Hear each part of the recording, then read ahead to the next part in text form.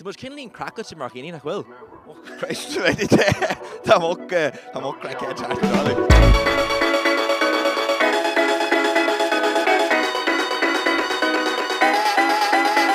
If you ever change your mind about leaving it all behind, remember,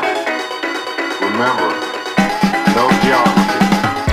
Me. Tá blach fós leithin de sira an móthir an Green ag tatnamh tá bolú barbecue san air agus támuid gois farige idir chonal a hasci. Céir na cílíonn sé ditse a bheith i a chonalach.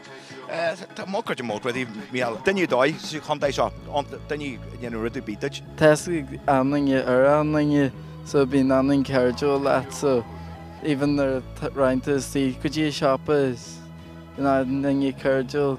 Céirí bhd is fearr faoi a bheith i a chonalach mar sin master. Go mar cinn na réchan í galanta a hátain seo hagann agus tá trín criciúgan agus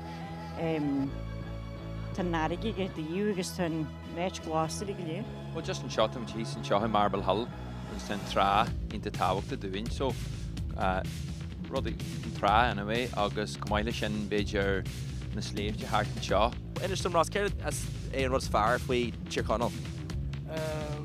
Agad, wat fanne. Tá mé de brada bheith ó dúná Tá sé integranta má faoin túa.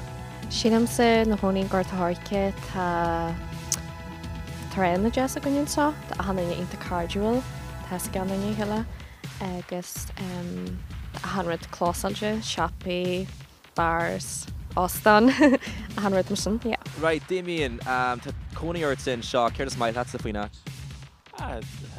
Alcarcar, tá Edge Brown, tá Chapabal galantógan, tá Chataranian seo galantógan, tá Chapa Brehís a bhil mór, tá hanrad tíálar an sí village mar seo. Bhuaid me sé prísta géalscoilta casta le téana nach chun bhhain a bhí me sé agus chuid na múntarí gus Johanal chuid acu agus daoine eile ru canhain siad a friúlacu agus go leor a géad goúir an áithe. A sé deasa bheith ab de háart arás na chéalta agus rudneat bu buide a thuirt arás.